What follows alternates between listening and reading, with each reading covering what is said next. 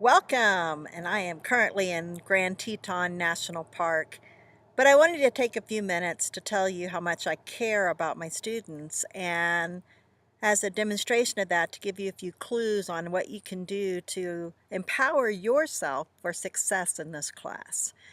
First thing I would do is get organized. A lot of us tend to have things just scattered all over the place. We download our files, we don't know where they are, we get stuff off of PowerPoints, we can't find them. We print stuff out, we're like they're loose, they're not together, they're not organized. You need to get things organized by testing unit. If you look on Blackboard, everything's available for you from day one for that testing unit, including a test review. Let me give you a clue. The test review is not the test. Even though they're sample questions, they're just there for flavor, to try to help you understand how I might ask questions. And that's always subject to change, but I found that useful as a student myself to have a clue as to what a professor may ask and how they may ask it so I can best prepare to achieve the grade I want in their class. So that's step one. Get organized, get all your stuff downloaded, and get that test review ready from day one. Number two, get all of your lab forms and bring them with you to class. Make sure you've looked at the calendar is step number three.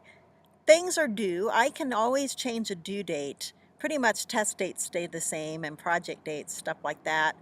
But if we need more time on a lab, so be it. But let me tell you what, the discussion questions, when I say they're due, they're due. There's no give on that. So that's your responsibility. That's an outside of the class thing.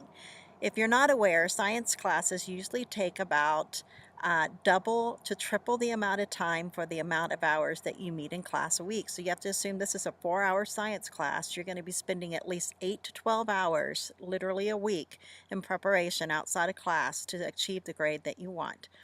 Even if you're used to pulling an A in most classes, many people require that amount of time investment. There's a lot of work here. All right, next step for success. Always do your assignments. Get them in on time. Next step, I have a ton of extra credit. Take advantage of all of it.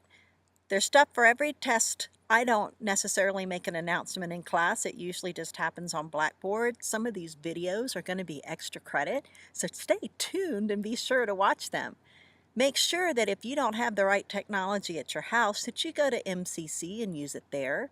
If you're taking any online classes, you have the right technology for this class to use online. If not, the technology exists right on campus, so there's no reason you shouldn't be able to use that since this is a face-to-face class. Last but not least, come to class. If you do not come to class, you will not get me in the way that you need. I am there available to help you. I am also very animated in class, and you will learn a lot about my stories and get things to help you remember what you're learning about. That's what I see on student evaluations regularly is, I really loved your stories. They really brought it to life for me. You can't get that if you're not in class. So the attendance policy is important, and it's there for a reason. You know, if you're going to choose not to be in class, I won't be offended at your choice to be absent, but I'm going to tell you it's going to impact your grade because you're not going to be eligible for certain types of benefits, like you'll find out if you read the syllabus about how to challenge a test question. You won't be eligible for certain types of things if you miss a certain amount of class, including the exemption. So let me look ahead and tell you that on the last day of class, we have a final exam that's comprehensive. If you want to be one of those amazingly lucky students who doesn't have to take the comprehensive final exam, but you take a different exam that you already know what's on it, then you need to have stayed integrated in the class from day one.